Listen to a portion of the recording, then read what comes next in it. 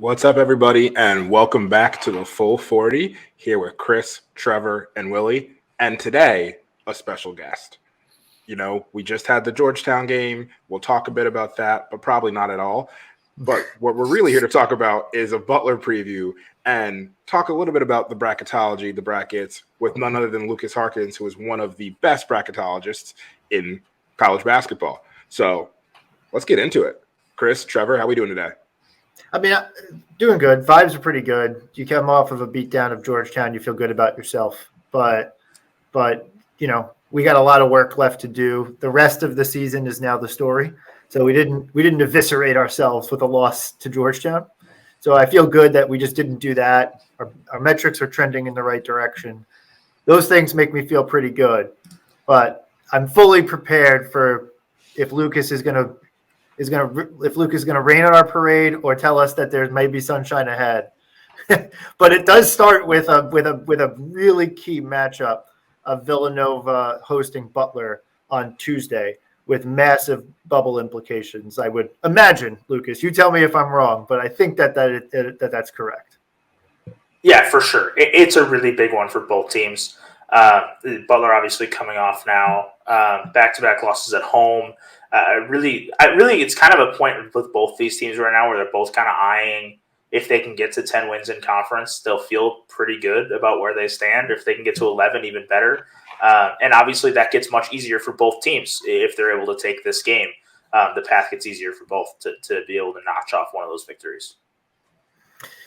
So I guess I want to talk a lot about the bubble, but as we approach this game on Tuesday, both teams are a little bit in a different spot than they were the last time we met. When we met last time, Villanova was coming off a 3-game losing streak, losers of 4 out of 5. Had just gotten pounded by, I think it was St. John's. Yeah, and Butler was starting to really dig in. They had, I don't want to say a slow start to the year. It wasn't ever a bad start, and it was a good non-conference overall. At that time, the Texas Tech win that you guys had and we had didn't seem as tremendous as it has ended up being for both teams. Yep. So the resume in the non-con for Butler kind of improved with time, and I would say that was right around the hottest period of Butler's schedule when we played last. It's been a little bit different of late with Villanova now winners of 3 of the last 4. And Butler coming off a little bit of a slide here. What's gone wrong for Butler in the very recent couple weeks? For one, having to play UConn and Marquette is going wrong. Quite frankly, it hasn't really been – I think they've played 20 bad minutes. And that's the last 20 – and really they played 20 bad minutes. This is last 20 minutes. Against Creighton, like playing UConn to 9 on the road. It was a competitive game in Hartford. 9 is the closest anyone has played UConn in Hartford this year when they've had Donovan Clingan. That's just kind of the nature of playing at UConn. And they come home, they beat Providence, and then they get back-to-back home games, which are losses. But it's gonna be really tough for anyone who's obviously no one else in the league has done so. But to win at Marquette and at Creighton and then get them at home. They're both better teams than Butler is, and the odds that they were going to sweep both, even coming home for the second leg of it, I thought were pretty low. The Marquette game, they were competitive. They got it to 2 with 3 or 4 minutes to go. And then Creighton, it was the worst half of basketball Butler has played this season. The second half of that game, I think, was the worst 20 minutes they've played. Yeah, that game was rough. I watched most of the second half of that game, and I was frankly shocked. It just felt like Posh was trying to force action. It just felt like there was nothing. Everything was hard for Butler in that second half. Yeah, I mentioned Posh trying to force action. It just felt like they couldn't get anything. They couldn't get any positive momentum going, and then the defense really let them down. Creighton was just playing really, really smart offensively and just finding every seam in the defense. I'm struggling to see if that's more of a compliment to Creighton, that maybe they're starting to pull their stuff together, or was it a Butler problem, or maybe a little bit of both? Yeah, I think a little bit of both. I think, especially in the league as talented as the Big East is, you're not going to go through a 3-week straight stretch without playing a bad half. And Butler played well against DePaul, Georgetown, Nova, Creighton, UConn, Providence, Marquette in what was 6 to 7 consecutive games where they pretty much played good halves throughout. And then they got to the Creighton game, and it was a bad second half. Like, it just kind of felt like Creighton was able to get into a rhythm early in the second half, and when they were able to start spraying it around and really pushing the ball side to side and getting you out of position, Butler tied its offense to its defense in that game.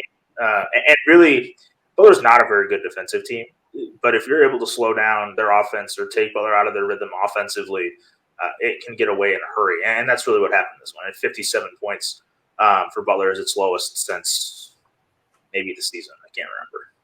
Yeah, I mean, like, the way I look at it overall for Butler is just like Michigan State. It's mid-February basketball in the Big East. Like, it's gonna happen, like, where you just have these halves, and then for it to happen like against Creighton, who, my feelings aside, is allegedly a quality basketball team. I have issues. I think Creighton's not that good in the scheme of college basketball, but still, whatever, a decent team.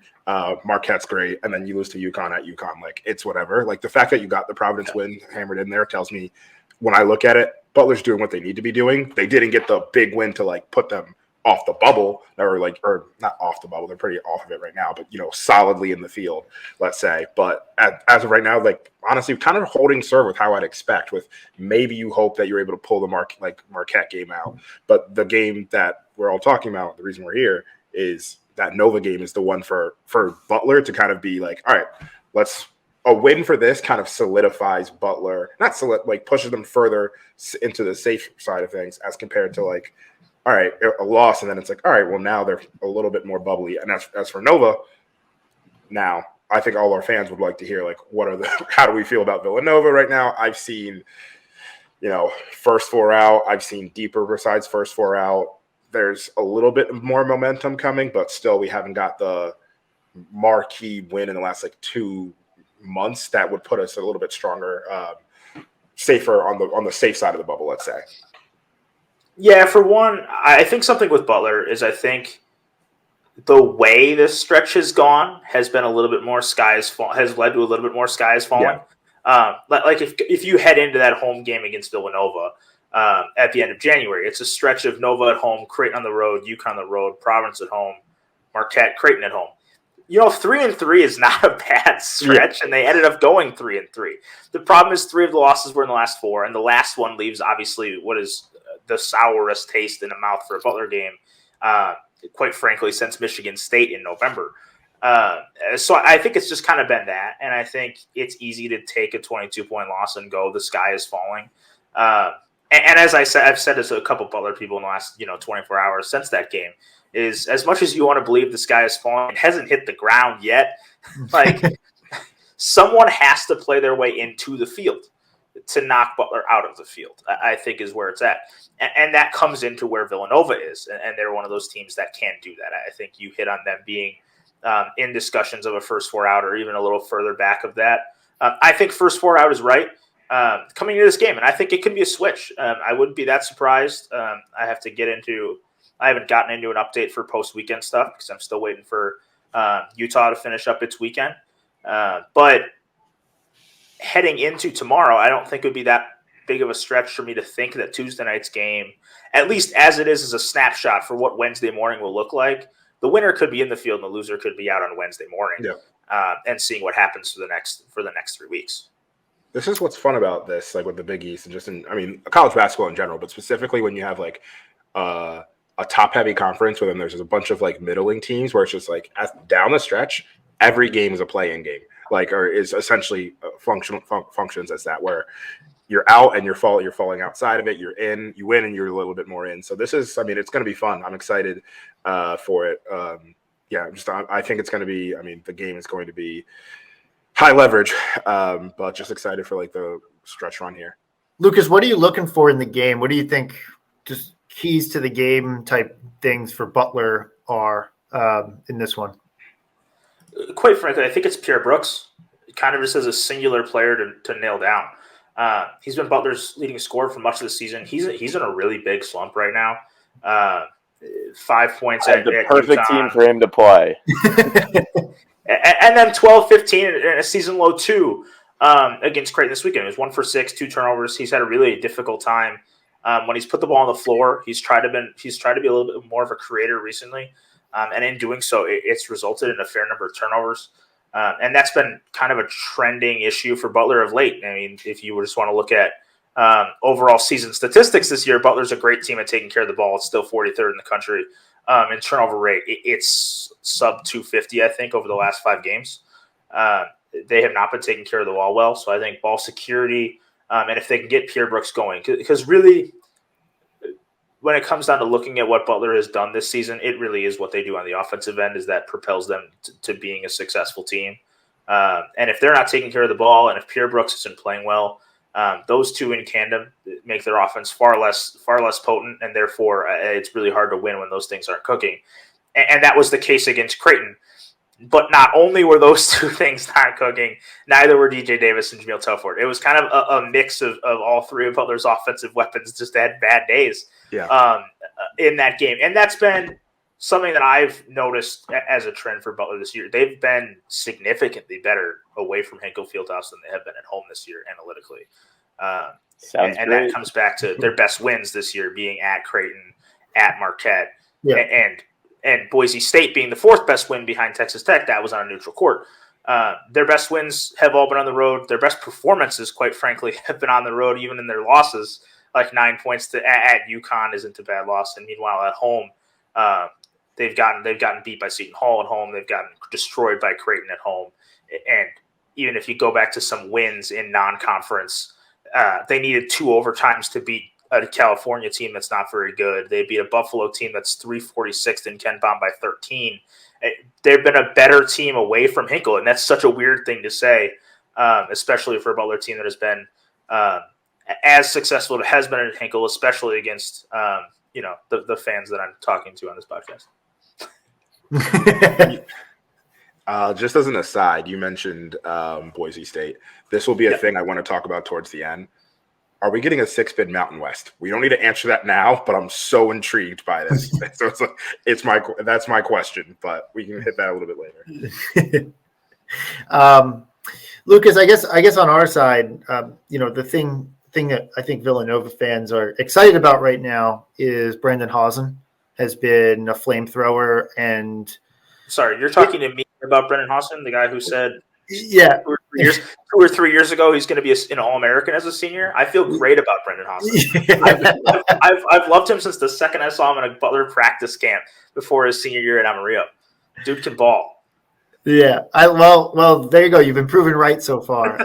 And what Villanova has done, so there's been a lot that Villanova fans have complained about this year, including us. But one of the things that has definitely happened is we've seen development from Brendan Hausen on his ability to stay on the floor, because last year he could shoot the shit out of the ball, but he couldn't stay on the floor defensively. He was a total liability. This year he has graduated to below average, but not running off the floor. I would agree. And also finding some moments where he can find a timely read on a defensive set where he can create a turnover and stuff like that. So he's found himself in a position where he's probably our 7th man, I would say, but he's getting significant minutes and earning significant minutes because he just stretches the defense. Even if he's not shooting or making a lot of shots, he is stretching the defense out and or letting the rest of the guys go 4-on-4. One thing that's been interesting, we talked about his development, like to your point, Chris, for me, it's almost less about the development of like his skills, which is obviously super important, but how that changes the way we play. Like the fact that now, to your point, when we run a zoom action and he's coming off of he's flying over the screen and he gets the ball and people hedge out hard on him, he's now not just chucking a 3 or picking up his dribble. It's now like a quick pull up and a dump down to the person diving. And it's things like that where I'm like, ooh, this is interesting. Like he's doing a really good job of this, and it's just adding wrinkles and new new wrinkles to the offense, which makes us more dynamic, which makes us just look better. I mean, we've said this, we talked about this in the beginning of the year, but Dixon was getting doubled all season. And now what we finally have started doing is putting Hausen, when he's on the floor, on the same side as Dixon. So if that double comes, you're giving up a wide open three to Hausen, or it's getting rotation immediately, and then someone else is going to get a high-quality shot from it if we're moving the ball the way we should be. So honestly, his presence, if we talked about at the beginning of the year, like glue guy or X factor, like if we're going to make any sort of push, I don't even want to use the word run, if we're making any sort of push towards being an actual tournament team, he's that X factor, and he's already showing like, hey, like I can do this. Yeah. I'm getting like end of sophomore year for Dante, or end of Dante's redshirt freshman year vibes, kind of on just like you said, not like he's going to put the team on his back and carry us somewhere, but just that when he plays well and gets his opportunity and can stay on the floor for extended periods of time, the team just looks different. That 2017 team was like dragged by Josh Hart for the majority of the year. Yeah. And Dante really started putting it all together towards the end of that year. Yeah, I still watched the Wisconsin game where he had like 8 straight, and I was like, oh my gosh, he's doing it. And then we lost, but yeah. So that's I won't show you the other half of my room. I got Hinkle here. I got a Devin Harris jersey over there. So I grew up in Wisconsin, so yeah, fair enough. I'll take that one. The thing that I'm looking at is it's going to be a battle of wills when Butler has the basketball, right? Like Villanova's defense has proven to be top tier in the conference. You know, I guess this side of UConn since UConn's had Klingon back, but they're number 2 in adjusted defensive efficiency. And so, you know, and obviously Butler's offense is strong and can really score in waves.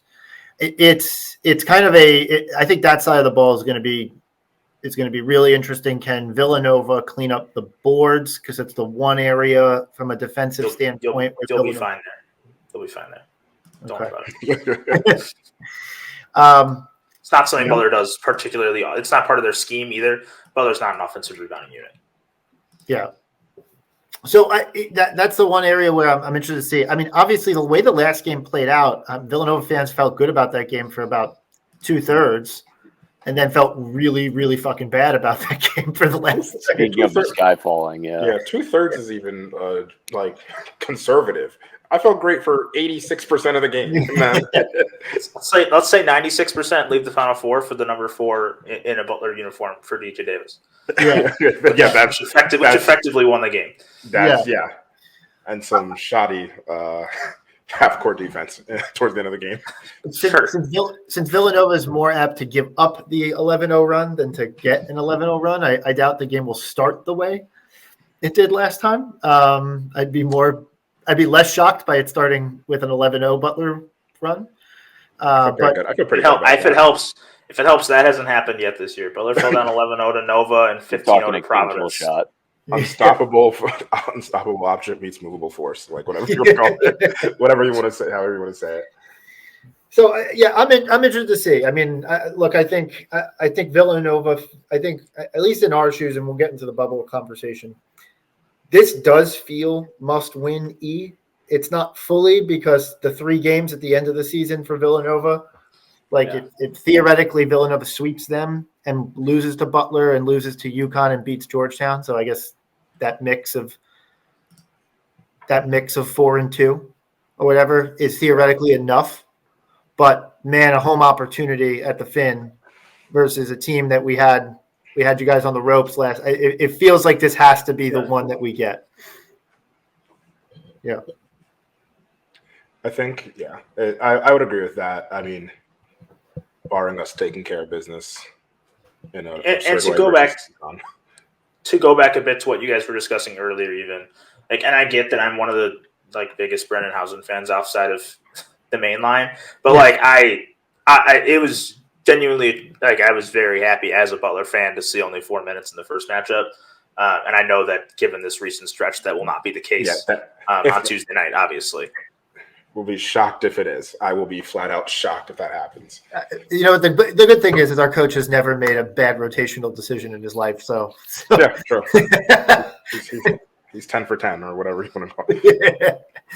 All right. Well, one thing I wanted to call out was just like you mentioned Pierre Brooks. I just always go back to Jamil Telfort. I think he's been such a huge. He's Butler's best player. He's been a huge addition. And it's similar like to your Brendan Hausen story. I live up in Boston, and 2 or 3 years ago I went to a Northeastern game, and I was like, who is this kid? Like, he was popping off, and I was just like, not even playing like upstairs. Like, who is this kid? And then I was like, he's going to be an interesting up transfer in a couple of years, and here we are, and he's the best player on a good Butler team. Like, this is so I'm really excited. I mean, whenever he's not playing us, and I'm watching, like, I love this guy. I love how he plays. And now we're gonna have to like cheer against him, or maybe he can. You know what? He can have a great game, and then we can win. That's what I'll take. That we'll call it like that. So, do you guys want to do a quick ad run, and then we'll jump into the the bracketology session? That's good for me. Today's episode of the Full 40 is brought to you by Homefield Apparel. Homefield produces some of the best quality vintage collegiate apparel on the market. You won't find better game day gear anywhere else.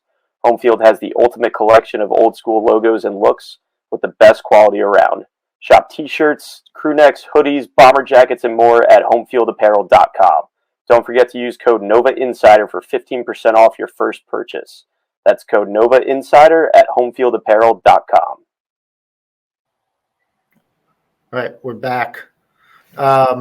So I guess maybe the question that I have here is there's 6 teams clogged up in the middle of the Big East. Butler, Villanova, St. John, Xavier, Providence, Seton Hall. Is there at this juncture are any of those 6 teams? I understand that conceptually, if any of these teams like win out or make a big run or whatever, that they theoretically could find their way back in. But is there any teams in that 6 that have fallen out of the bubble conversation in your mind? No, I don't think so yet. I think it might be getting there for a couple. I think St. John's is in trouble with its loss today as well, coming at home. They were already 56th and ranked the record 74th in KPI coming into the day. It's another loss. They've lost so many of their good opportunities so far this year. I think they're going to have a really tough time getting there, and especially because the knock on St. John's right now is they just don't really have the quality of wins that the other teams in the league. If you're looking at a Butler or a Providence or a Villanova or a Seton Hall, like they just don't have those quality wins. They're now only 14-12. And when you talk about the quality wins that they can still get, it's limited. They hit Georgetown twice still and DePaul in their last 5 games. The only games they have that are quality left are quad 1 games at home against Creighton and then at Butler. And even if they win those, that would give them 4 quad 1 wins, which would just at best tie Butler, Providence, and be one behind Seton Hall. I think that they have a really tough battle to get there, and I think Xavier is in trouble in that capacity as well. Now with back-to-back losses, and they have more opportunities for quality wins on the stretch. They still get Marquette twice. They get Butler on the road. They get Providence at home. But I think they're in a tough spot. At 13-12, just puts you in such a difficult spot, because even if Xavier is to finish 10-10 in conference play, they'd only be 1 game over 500. In which case they need to win 2 in the Big East tournament to avoid just being 500 on Selection Sunday. That's not going to cut it. I think those are the 2 in the most danger of falling off the bubble conversation of that group, whereas I think the Butler, Providence, Seton Hall, Villanova group is a touch closer, / 2 of those probably in the field today. So I guess maybe let's go to that side of the coin. Who I gathered that you have Butler in the field right now. Are they? I expect that to be the case. Yeah. Do you think that they'll? I know you haven't done your update, but do you think that that's looking like a last 4 in, or are they a first 4 or last 4 buys, or maybe kind of where do you think that you have Butler shaking out at the moment? Yeah, I think Butler will be somewhere between 3 and 6, the last 3 to 6 in. So I don't know if they'll be in the last 4 in or last 4 buys, but they'll certainly be close to that conversation. If they're not last 4 in, they'll be right in the bottom part of last 4 buys. I think they do have the advantage of 2 of the better road wins that anyone in the bubble has at Creighton and at Villanova. I think that's an edge, and I think we're coming off seeing the bracket reveal on Saturday, and if there's any indication of what matters from that. The committee's treatment of North Carolina, giving them the number 1-2 seed as a team that has performed very well on the road and has better resume metrics compared to their peers. And that's where Butler stands. They have the best resume metrics of the bubble teams in the Big East, including 42nd in strength of record. Whereas teams like Villanova is 67th, St. John's is 56th in that category. So I think that Butler would probably be in that area. But I really don't think there's that much. I think the bubble right now is pretty small. We're already getting to a point where it's pretty small. And the fact that 6 Big East teams are in a pretty small bubble is so intriguing. Is it going to be maybe a more theoretical question? Like I find myself getting constantly nervous that hey, the Big East is putting themselves in this for the conference in the sense that it's been a good year for the conference. It wasn't maybe the best out of conference schedule, although I think that the out of conference has actually gotten better for Villanova. For the Big East as time has kind of gone on, but it feels like we missed some opportunities in the out of conference. But now I think a lot of people expected UConn and Marquette to quote unquote donate some more wins to the field of teams, and they're not. They just simply have not. And for that reason, I'm a little bit concerned because even though DePaul and Georgetown have quote unquote done their jobs of just being absolutely terrible, it feels like it's cannibalization. It's cannibalization, and for whatever reason, it's dragging everyone off the bubble in a weird way. I don't know if that's right or wrong. It's kind of the anti-Mountain West, whereas the Mountain West has done the same thing where they've cannibalized each other, but they don't have UConn and Marquette at the top of the league stealing wins from everybody. They don't have that team. San Diego State's lost, I think, 3 or 4 at least conference games. That isn't the case with the UConn that's 14-1. And I think that's where it comes down to it. I think they don't have that elite, whereas so the Mountain West right now is 6 teams in contention, but they're all in a 6 to 11 seed range. Whereas the Big East is all in this 10 to 12, whereas with 2 teams that are just way above everybody else and then Creighton in the middle. It is a really interesting point in that capacity. But I do think it's something that can clear up a little bit down the stretch here, especially if you see some of these teams potentially fall off in these coming weeks. If you see a St. John's team, they're gonna get Butler on the road. That's a tough game. There's situations here that can shrink this group of 6 down to a group of 3 or 4 pretty quickly. There's still so much season left, really. When it comes down to it, there's still 5 or 6 games left for every team, and that really is a lot. If you come to it, it's the 5th of the season in a lot of cases. Right. I guess kind of switching gears to Villanova and the topic of this podcast. The thing that I'm looking at the resume, and I'm looking at Villanova, and it's net 34, KenPom 31, BPI 23, and then that's the predictive side. Then the resume side, KPI 59, strength of record 67. Obviously, the strength of schedule is really good, and they have the wins that everyone's been talking about for 2 months because Villanova hasn't added another one of those wins for people to talk about. But I guess my side is, it feels like Villanova has a path here because it feels like I was doing a little bit of cursory research. I'm sure you would know this better than me, but it feels like it's relatively rare for a team with the advanced metrics or the predictive metrics that Villanova has to be left out of the field, but it does happen. So I'm curious kind of what your feelings are and where Villanova stands in everything. Yeah, it certainly does happen. And I think that's because, you think about it, the teams that are top 30 in the country tend to get in the tournament.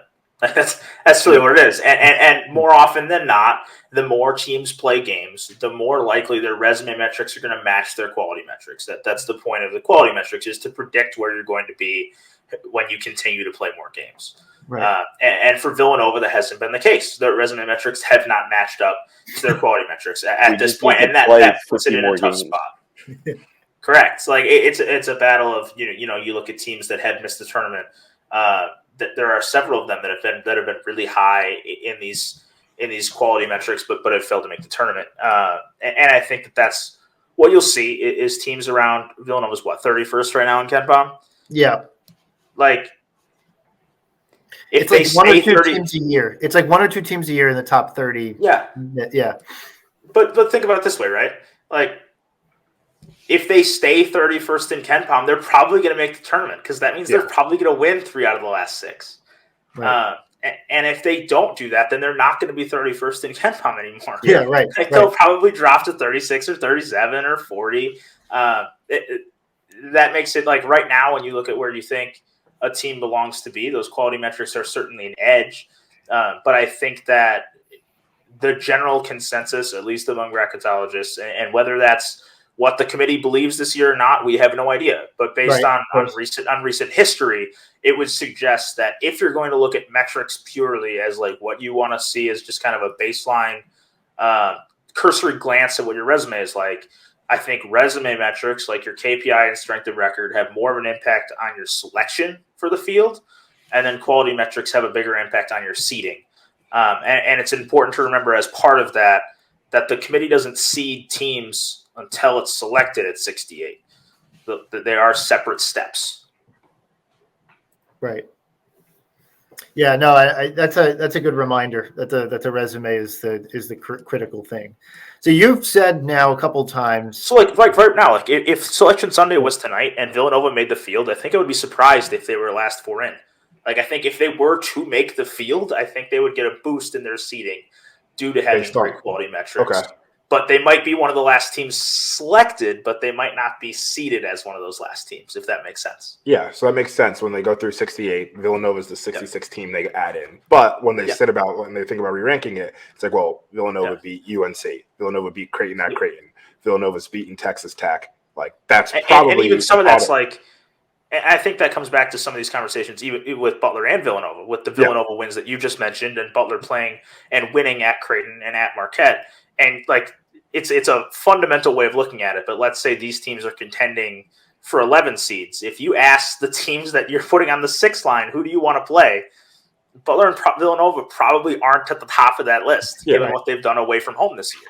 This kind of feels like, I mean, I'm making a weird correlation, but like 2 years ago, that 2022 Michigan team that was an 11 seed, that were like, they kind of struggled during conference play. They lost early to Indiana. It was the team that went to the Sweet 16 and lost to Nova. But there was issues with them getting in the tournament, but they had done the work in the regular or in the non-conference. They had a up and down Big Ten, and then they came in and then boom, a Sweet 16 team. Like, it was interesting. Yeah. So that's just like, that was the first correlation I thought of. Or it's like the reverse Providence from a couple of years ago, where they hated KenPom that year. There was a mass demonstration against KenPom in Rhode Island, but they're because they won a ton of games, but they won them all by like 5. Shout out Ole Miss and South Carolina this year, man. Yeah, right. I guess so. You mentioned getting 3 wins down the stretch. Obviously, Villanova's got they got to get the game versus Georgetown. I think that's the obvious one. I've been saying that with Butler's road game against DePaul. It's like if you're on the bubble right now and you play Georgetown or DePaul, if you lose, your fan base, if it's Butler or Villanova, like if you lose to Georgetown, you lose to DePaul, there can be no complaining on Selection Sunday at this point. Right. Yeah. No, agreed. Well, we're fully on board there. And we already had the loss to Drexel. We already have the loss to Penn. Like, we already have the blemish. We made up for it other ways. Yeah. But you can't have that the DePaul or Georgetown loss would be the biggest blemish of them all. So, and obviously, you guys have already avoided the DePaul one. DePaul one's done. Yeah, we avoided DePaul roulette. Although in theory, that's DePaul and Georgetown roulette are very much on the table for Wednesday night at the Garden. So yes, yep, for all these teams really, except probably Seton Hall. Seton Hall, I think, is pretty safely now in a bye safe position. Yeah, in a bye territory for the Big East tournament. Yeah. Yep.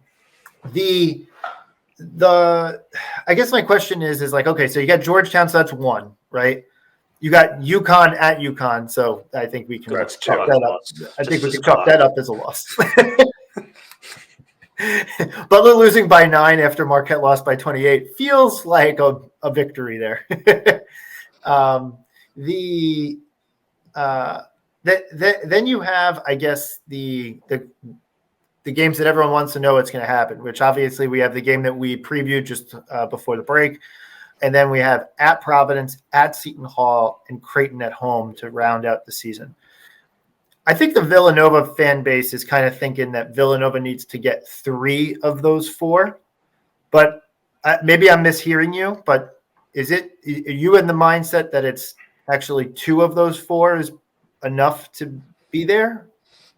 Well, I think 2 of those 4 is conversation for sure. Okay. I think 2 of the 4, and you're still like I don't think if you win 2 of the 4, you're heading into the Big East tournament like the season is over. How about that? I think it's not Big East or bust. It's correct. Yeah. Like if it's at 2, I think you're in the Big East tournament. Okay, we can make a run here and make a push. And 3, I think you're sitting in a little bit better position there. But obviously, as this is a constant hedge that every bracketology person will use relentlessly for the next month and a half, is every bubble conversation comes with the caveat of what other teams have done down this stretch, and especially for even within its own conference with Villanova, like 3 of the final games are against bubble teams, but there's 2 others they don't play. Right. Like they can control a bit of their own destiny when it comes to picking up a split with Butler and a sweep of Providence or a sweep of Seton Hall, but they can't do anything about those other two there with St. John's and Xavier. St. John's might be taking care of themselves. Yeah, St. John's is taking correct. Yeah. Patino is down horrendously, and I would just like everybody to listen to our season preview where I said that I don't think anything special is going to happen there this year. Well, what's happened that's special is the post-game comments that he just had. Yeah, no, I've been smiling throughout the pod because I've been reading tweets and seeing that kind of stuff, and I'm just it's watching somebody's downfall and me happy because I prayed for it. So. So I guess if you had to pick a win that Villanova could get down the stretch here, like, and I know it's got to be multiple, 2, 3, whatever, we can debate that. But like, is there any of those 4 games, Butler at Providence, at Seton Hall, Creighton at home, of any of those 4 games would stand out to you as like, hey, this one would be like a really good linchpin to round out this season? I actually want to kind of like take that question and add something else to it. This is what I was thinking about. From a committee perspective, what's the value of, all right, Villanova doesn't win at home, but they beat Providence and Seton Hall on the road. They get those 2 wins on the road, but everything else they drop and then beat Georgetown at home. Like, let's say you beat Georgetown. What's the value of, like, is there more? I believe there should be more value on the road wins there, but how does that affect seeding? It's a little tricky because the road wins would really help, but then if you're concluding that, then you're dropping a quad 2 game at home to Butler as part of that, which would detract. But I think, to your point, I think there's potentially more value in having swept a Providence or having swept Seton Hall than being swept by Butler, if that makes sense. Like, I think that if you're in a bubble conversation, like, I think head to head is one of the most overrated things in bracketology conversations. Because it boils down to far more than that. Like, the head-to-head only matters when the margin is really thin, and you're comparing teams head-to-head right on the cut line or right next to each other. And I think that we talk about that a little too much sometimes. But man, these teams could be really close together. Like, like these teams could be really tight. And if that's the case, then having those kind of games, having already had wins over Seton Hall and Providence at home.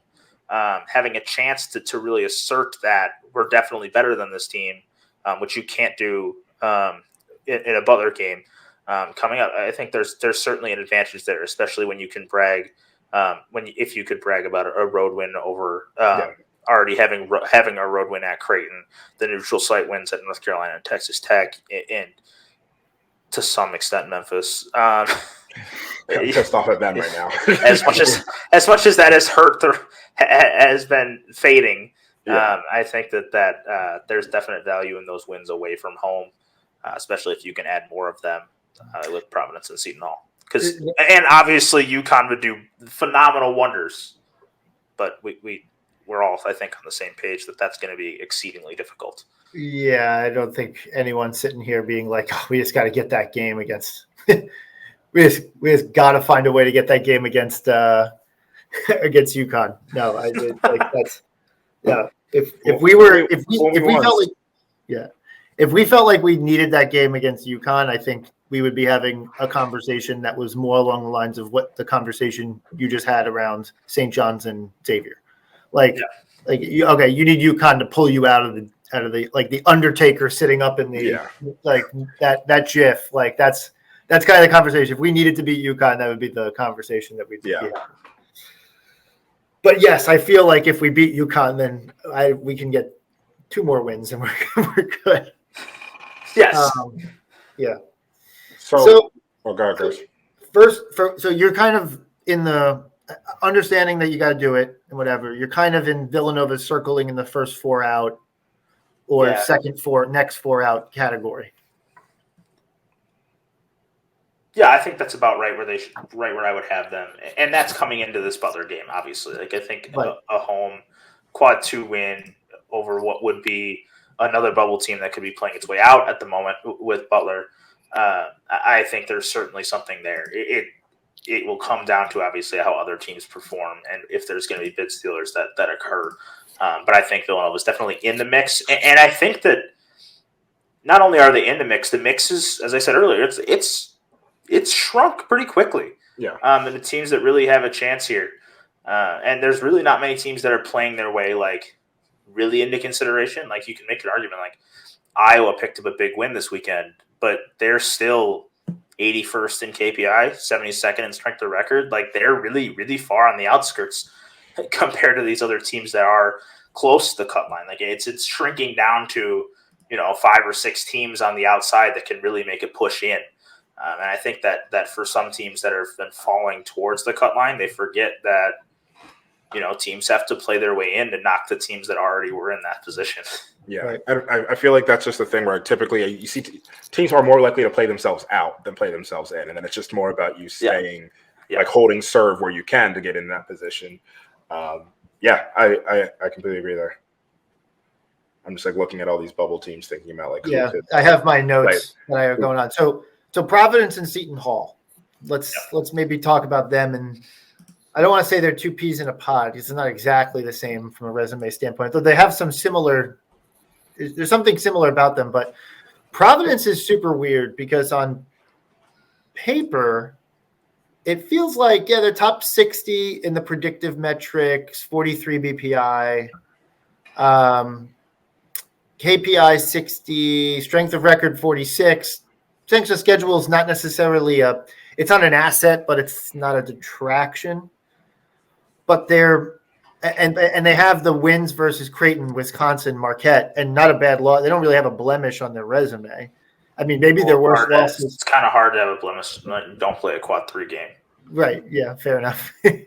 But maybe the biggest blemish on their resume is that we pounded them at home. But other than that,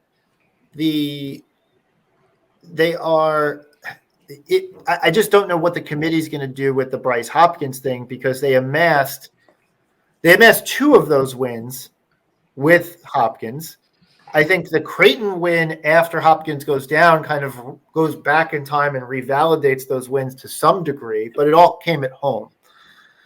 So I guess what does the committee do? What do you think Providence needs to accomplish here down the stretch? Yeah, Providence, I think, is really tricky because as you hit it, like what is the committee going to do with the Bryce Hopkins situation?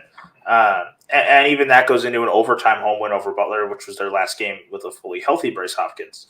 As you go into that, and part of what's and Wisconsin's been trending down over the last few weeks as well.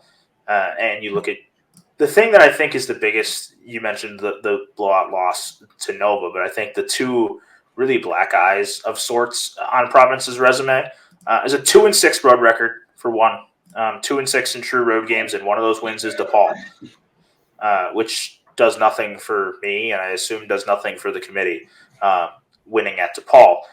And secondly is, yes, they've played a better non-conference strength of schedule than some teams on the bubble. I'm looking at Northwestern, Nebraska, TCU, that kind of group of teams. But 240th in non-conference strength of schedule, significantly below like a team like Villanova, a team like Butler, a team like Xavier, all of which are top 20 in national strength of schedule, and all of which play top 100 non-conference strength of schedules. And I had it earlier, like they're 0-0 in quad. I think quad 3 is the most underappreciated portion of a resume that there is, and because those are semi-quality wins, like they matter more than just feeling, oh, we beat up on quad 4 opponents.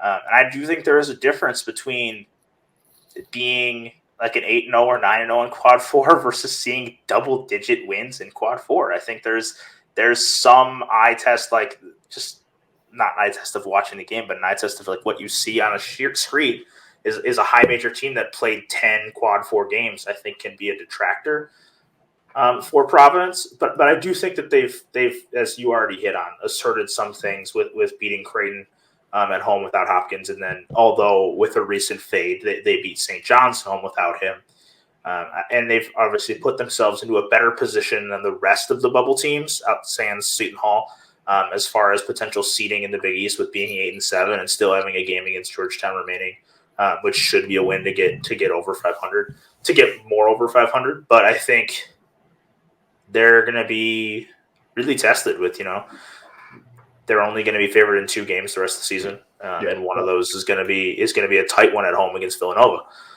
So I think they're a team that's right in the mix. It's so hard to separate this group right now of really all of these teams with Seton Hall, Providence, Villanova, and Butler. I think are really, really tightly meshed together.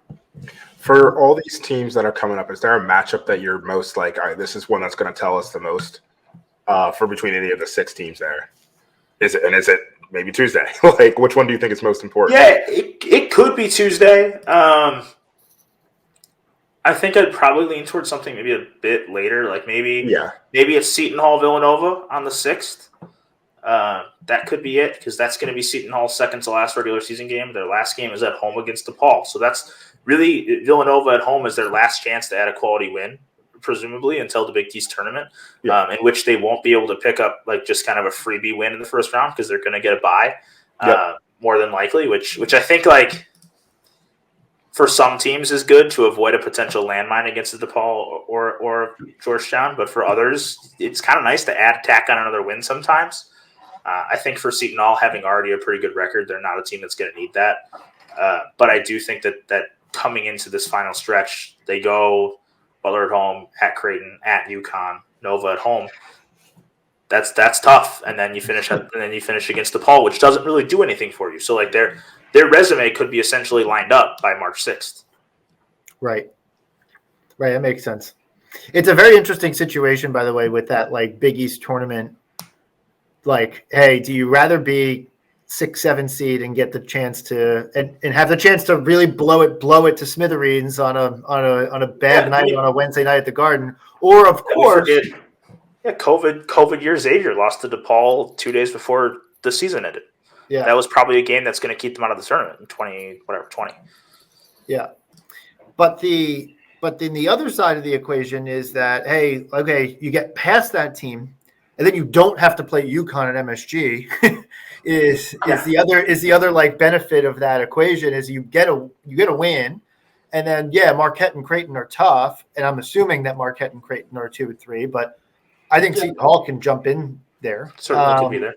But so like you jump into that 2-3 game, and it's like, okay, well, that's an eminently more winnable game, especially talking most of these teams that we're having this conversation about, Butler aside, are, and Xavier's I'm kind of ruling out at the moment, but are East Coast teams. So in terms of being able to be an MSG and impose a little bit of fan will on the game, if you will, then those teams are going to be at an advantage over Marquette and Creighton on Thursday night.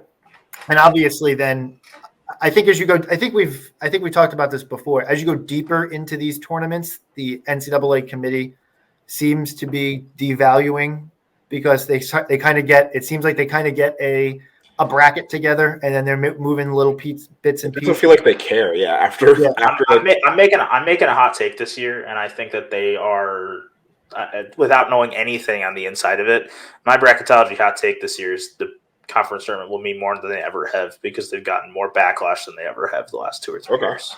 Oh, like I think we could see a reversion into like those games really, really being impactful this year. Whether or not that happens remains to be seen. Whether or not I actually take that into account when I put my final bracket in also remains to be seen. But it's my tinfoil hat bracket take. I think this year is that we could see those games mean more than they have recently because of some of the backlash for some recent seedings. Yeah, that makes sense to me. It also is interesting, by the way. That's one other caveat is that if you find your way into this 8-9 game where it feels like St. John's might be, then you actually get, I believe if I read this correctly, you get away game credit for that game if you play St. John's. Yep, you do. Yeah, because that's always been the case. Yeah, and they're not treating it as a neutral. Yeah, no, I was confused that it's your neutral site for everybody except St. John's. It's a home game for St. John's and a road game for teams playing St. John's. Got it. That's always that I did not know that. That's an interesting fact to me. Which would, I guess, also mean that Villanova's loss to Drexel at the Wells Fargo Center is a home loss, or, but nevertheless. Okay, so Providence, where do you, I guess going back to Providence, where do you have them at the moment if you had to give a roundabout thing? Are they in the field or are they just on the outside? Yeah, I had Providence as my third to last team in coming into the weekend. And I think that that's probably about where they will stay. DePaul does very little for me, especially when it wasn't a blowout. And yes, before any Providence games get at me, I'm aware it's a 12-0 run by DePaul that makes it an 11-point game. But the odds anyone is really paying that much attention to it, I think are pretty low. And the fact is that metric-wise, it's an 11-point game, and that's really what it comes down to. And that what could have been a nice boost, their metrics turned out to actually be a 3-spot drop over the weekend on KenPom as a result of it. So I think they'll probably stay there. Obviously, beating DePaul doesn't do anything to really change a resume, but it also certainly doesn't hurt. And you look at teams like Wake Forest missed an opportunity. Seton Hall did get one that might be able to push it ahead, maybe. Villanova doesn't really wow me from this weekend either. Utah did get a win tonight while we were on this podcast.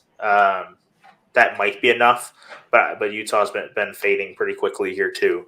There's a whole lot of ifsies if you go pretty much, I don't know, Texas A&M on down of my seed list from the weekend that I'm intrigued to see where they end up with early tomorrow morning or early Tuesday morning. Is Providence's name of the game is it a little bit hold, serve, and win the games that you have to win big to move the metrics, to move the metric needle a little bit? Is that all they have to do? Like, can they go 2-3 down the stretch with maybe like a blowout over Georgetown, and that could be enough? Or do they? No, I don't think so. No. Okay. Yeah, I don't think so, because I think one thing that is at least somewhat discussed in bracketology stuff is record against the top 3 quadrants.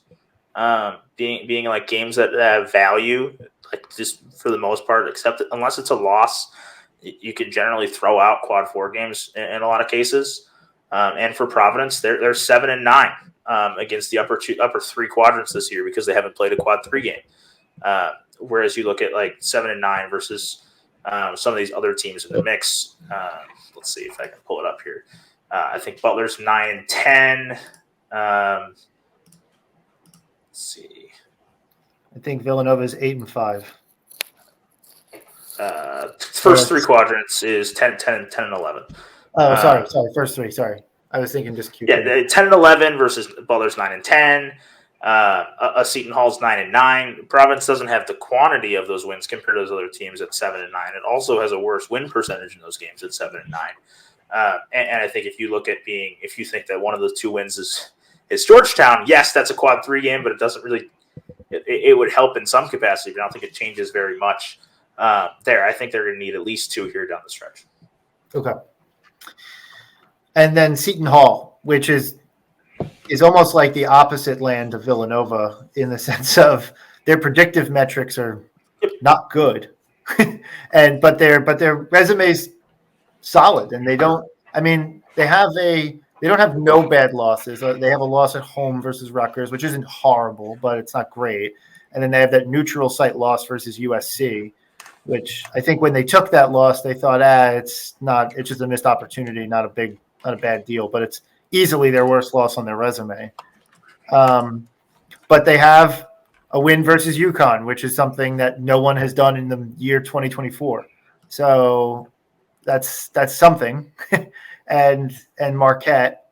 So they beat the only team that has gotten a donation of wins from both UConn and Marquette to this point is Seton Hall. They swept the Johnnies. I mean, I don't know I don't know exactly what to do with them because their metrics are so brutal, but their resume is solid. Yeah, I had them on the outside looking in coming into the weekend, but I think that could definitely have changed following a road win at St. John's. That's going to fit in there for quadrant one, and I believe that's their 5th quad one win of the year. It is. That gives them 5 quad one wins this year. I think that's a big leg up on the rest of the bubble, and a 4-4 road record is pretty good as well. One thing that I noted also earlier with Providence is 241 in non-conference strength of schedule, which can sometimes be something that crops up late in these discussions in terms of bubble teams. And as I mentioned with the Villanova or Butler, who are both top 100 in non-conference strength of schedule. I don't know where Villanova's overall SOS is. I think it's probably around 20, 24. And Butler's played the 7th toughest schedule comparatively to Seton Hall, who's sitting at the 55th. I think that could be a difference maker for the Hall. But I do think that they're a team that probably deserves to be in the field right now, coming into a stretch that plays 3 of their final 5 at home. And both of the road games are nothing that will hurt them in any capacity. The only thing that playing at Creighton and at UConn can do is help. Right. Okay.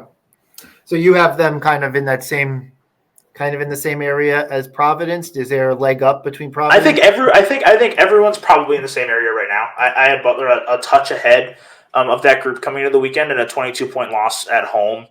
Even if it is to a good team in Creighton, 22-point home loss is a 22-point home loss. Like that's a problem. And I think that probably 2, maybe 3. Probably 3, actually. I would hazard a guess that 3 Big East teams will be in my last 6 teams into the field tomorrow morning. Okay. And I would expect that to be in some order: Butler, Providence, and Seton Hall, with Nova in the first 2 or 3 teams out of the field. Okay. Yeah, I keep seeing the I'll call them the popular media bracketologists, if you will. I keep seeing them have 3 Big East teams in that next 4 out category, or first 4 out, next 4 out category. And I was getting nervous looking at them because I'm like, man, it almost feels like I don't know how these teams climb up and over each other. But hearing you kind of go through it, maybe a little bit more optimism. Yeah, I think something that goes with that is you look at the teams that are hovering around the cut line, and they just have more opportunities for some landmine losses in there. Like a Mississippi, their quality metrics are so poor that you could see them slide out of the field pretty quickly. And Gonzaga's in the opposite case, where if they lose to St. Mary's, they're going to enter the tournament field with enter Selection Sunday probably with 1 quality win. That's going to be really tough to handle. A Nebraska, who's played horribly on the road for the most part of the season and has played a poor non-conference strength of schedule. There's holes you can poke in any of these resumes here on the 10, 11, and first 4 or 5 teams out of the field. You can poke holes in all of them. And a lot of these teams are just kind of doing the best they can to fill as many of those as they can. Because in a lot of ways, when you get down to these bubble conversations, it's not just about trying to prove that you belong in the NCAA tournaments to the committee. It's also trying to give the committee as few reasons as possible to leave you out. Okay. I mean, I think what I would say to Nova fans, honestly, at this stage is kind of we have the schedule left to I know earlier I said a lot of times you play yourself out, but we have the schedule to play ourselves in.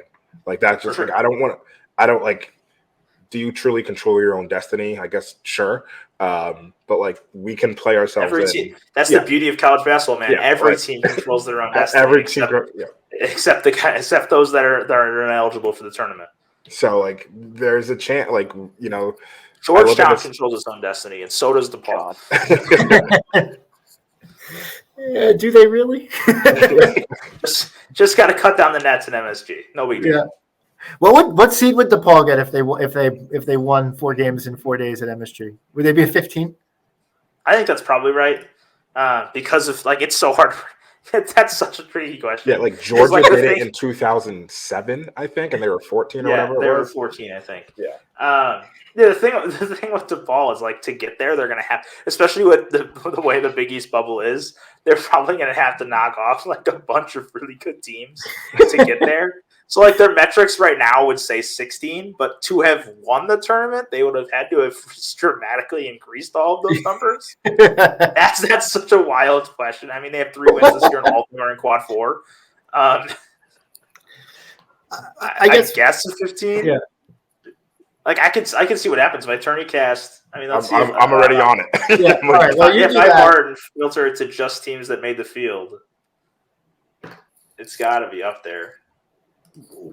While that's going on, I guess maybe then where your head's at the moment is if I'm ranking these 6 Big East teams, top to bottom in terms of where they stand right now, and versus each other. Butler's kind of got the slight cut above. Then Providence and Seton Hall are kind of right there next to one another. Then Villanova, and then maybe a little bit of a gap, and then St. John's and Xavier. Is that?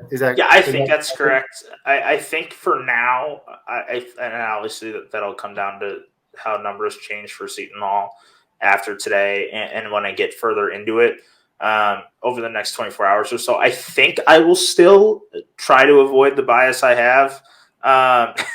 And I think I'll try to. I think I'll probably still have Butler ahead because as you talk about Seton Hall's great wins being UConn and Marquette, and Providence's being Wisconsin and Marquette. All 4 of those games were at home, whereas Butler's best wins were both on the road. I think Butler will probably still have a slight edge there, but I think I would probably say Butler, Providence, Seton Hall are all really tight, and Nova's just one step behind and joins that group. With a win on Tuesday, and definitely a little bit of a gap before, don't rule them out yet, St. John's and Xavier. Got it. Okay. And then I guess final question is UConn, Marquette, Creighton.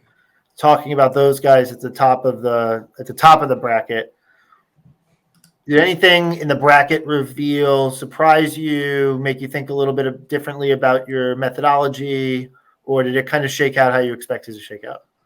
I still have to dive a little bit more into it because they did the bracket reveal while I'm in Hinkle Field Toss watching tip-off for Butler Creighton. So I didn't really get to hear anything about it yet, and I still haven't watched anything back about it. I think Marquette was a little lower than I anticipated, but I think that has more to do with more props from the committee for North Carolina than it does a diss at Marquette. And I think that, at the point, UConn is the best team in the country, but there's no doubt about the fact that they were behind Purdue in terms of resume. Mm-hmm. I think that was a guarantee for UConn. And I think that, UConn deservingly is likely to be a 1 seed. I think Marquette's deservedly going to be a 2 or a 3. And it wasn't a surprise to me necessarily to see Creighton not included. I thought they had a chance because of really good quality metrics being there. They're 9th in BPI, 13th in KenPom. But I think a 5 or 6 is probably about right too. I think anywhere in 4 to 6 is about where Creighton belongs. I think what surprised me the most was I'm going to go back to the Mountain West because I've been obsessed with them this season, but San Diego State being top 4. I was not expecting that. I thought they'd finish out being a 5 seed, and then you'd see whether it was Creighton giving the 4 or whatever it was, but San Diego State getting that 4 seed was probably the first thing that I saw that I was like, oh, that was pretty surprising to me. Yeah, that contributes to my tinfoil hat theory. Of is San Diego State going to be? Is San Diego State on the 4 line without an 11-point win at home over New Mexico the day before? Yeah. I don't think they are. Like, I think they're probably a 5 seed, and I think that goes as a bit of a testament to the committee to being active and having a contingency ready for what was a really nice performance for San Diego State to add what was their 5th quad 1 win of the year. And I think that they deserved to be on the floor. Like, if I was to have updated my field on Saturday morning to what I thought it should be, San Diego State would have been on my 4 line. I didn't expect them to have done that contingency, so I kept them on my 5. But I think that's a good sign for what's going to be an important conference tournament week relative to what people have talked about in the past. Makes sense. I guess Purdue was clearly ahead from a resume standpoint for the number 1 overall seed versus UConn. Do you think the game yesterday makes that a little bit more of a question, or is it still? I think it's still Purdue. Yeah. Let's say UConn goes into Creighton. I think they're at Creighton this week. I think that's right. On Tuesday. Yeah, they go into Creighton this week and they mop the floor with them too. Or are you thinking that can change things? Because right now the advantage there is Purdue has 7 top half of quad 1 wins, and UConn has 5. Two is a pretty significant difference there at the top of the standings. But it's certainly something that I could see happening is a jump, because I think UConn has proven to be by far the best team in the Big East. And it still has big opportunities left. As you mentioned, they get at Creighton this week, but they also still go at Marquette and Providence, but I was meaning Marquette more than anything. Whereas Purdue, they're going to have Illinois on the road, Wisconsin at home, Michigan State at home. Both of these teams have tough games left, which I think could shift if one of them gets hot and the other one drops 1 or 2 of what is very reasonable against tough schedules for both Purdue and UConn, that they could drop 2 here in the last 5. If that was to be the case, I could see them swapping on the 1 line. But I think it's pretty locked in that they're going to be 1 seeds come next month. Gotcha. I think UConn fans can find an excuse to get pissed off about anything, but I think as long as they're in the East region, I think they're going to be pretty happy. Can't wait to be the reason they lose the number 1 overall seed. And also, it also shouldn't matter much. Like, Purdue's going to get the Midwest, UConn will take the East. Yeah, right. Yeah. If you reverse it, this isn't a matter of UConn versus Villanova for the number 1 seed, where you're talking about the East region being up in the air. And even if you want to go further, Houston's going to probably want the South, Arizona's going to want the West. There's no one else. Yeah, there's no one else who would take the East. UNC, if they were to somehow run roughshod over the rest of the schedule, it'd be. And theoretically, Tennessee, if Purdue took the Midwest, theoretically Tennessee could want the East. Yeah. Same with Marquette, but I think that it's in pretty good shape to get the East. Yeah. Okay. If we're having a conversation about Tennessee or UNC being in contention for the East, it's because UConn faltered. And UConn has faltered. And at that point, no one in UConn is going to complain about it, because they'll think the sky is falling and then win the national championship. How dare we not be national championship contenders? Cool. I think I'm done with my line of questioning. I want to ask about the Mountain West. It's just been it's the most interesting. To me, it's the most interesting conference in college basketball. The top 6 in the Mountain West. Are we getting 6? I feel like it's not in stone, but I feel pretty good about all 6. I'm curious your thoughts of where you have them all. Yeah, I feel better now having Nevada come from behind and beat UNLV last night. Yeah. Which for some godforsaken reason I was awake to watch. Shout out USC for going to double overtime, which at that point I was like, well, I stayed it for this. Might as well watch the end of Nevada UNLV. So I think that 6 bids is more likely than 4. Yeah. But I still think 5 is probably the most likely situation. I think one of those teams probably drops out of the field, and if it's one of those 2, I think it's probably Nevada or Boise State. Because I think San Diego State obviously has put itself in great position. Yeah. Colorado State has done the same. New Mexico does have a really tricky schedule left. I think that's kind of flown a bit under the radar, and that they had a really front-loaded, pretty easy start to the schedule in Mountain West, and so they jumped out to that 6-2 start. There's 2 and 3 over the last 5. They still get Colorado State at home, Boise State on the road, Utah State on the road. Like, it wouldn't be a shock if they lost all 3 of those games. And if they do, things could get interesting. But I think more likely than not, this is a 5 or 6 bid league with potentially 2 or 3 of those teams in double-digit seeds, though. Cool. But also, what I won't do is I will not rule out 7-bid Mountain West yet. I won't. I refuse. Who are we talking about the 7th being? UNLV at home in the Mountain West tournament? You never know. Okay, there we go. Yes. I think the odds that they if that were to happen, they'd knock out one of the other 6 is really high. But like, they've been, I mean, we saw it last night to some extent. They almost knocked off Nevada. I mean, they've been a kind of a giant killer in the Mountain West sometimes at points this year. They swept New Mexico and they beat Boise State on the road. That's a dangerous team. It's a dangerous team. They barely lost to Colorado State to 3 or something earlier in the game. Yeah, they're good, but they're a good team that can lose to anyone. Air Force by 32 at home, or they can beat anybody. Like, I think that'll make that tournament at least somewhat interesting. I love the broad shoulders of the Creighton Blue Jays lifting the Mountain West Conference to glory. What they donate? 3 wins to the Mountain West in the out of conference. So. Yeah. Cool. Lucas, thank you. This has been very illuminating conversation, and I think it's good to ground everybody in kind of like what the task ahead is. And so I very much appreciate you coming on. Yeah, and the last thing I'll say, and this isn't just for Villanova, it's for Butler, it's for Seton Hall, it's for every one of these Big East teams on the bubble. When you're this close to the cut line, unless it's DePaul or Georgetown, one game doesn't define your season. Like, as I said with Butler after its 22-point game, like, the sky can fall, it's not hit the ground until like you're really out of it. Yeah. And that isn't the case with like a loss. Like, if Villanova is to lose at home to Butler, which would be great for me. If that were to happen, like, there's bounce back situations there still. Yeah. I think that there's, I think people underrate how much of a season 5 or 6 games still is. So it's a good chunk of your resume. Good to have it. Thank you. Yeah. Now, I hope you guys are really, really sad on Wednesday. That would be great. This team can't hurt me. I've decided. No, they can hurt me again. I've gone back to being able to be hurt again.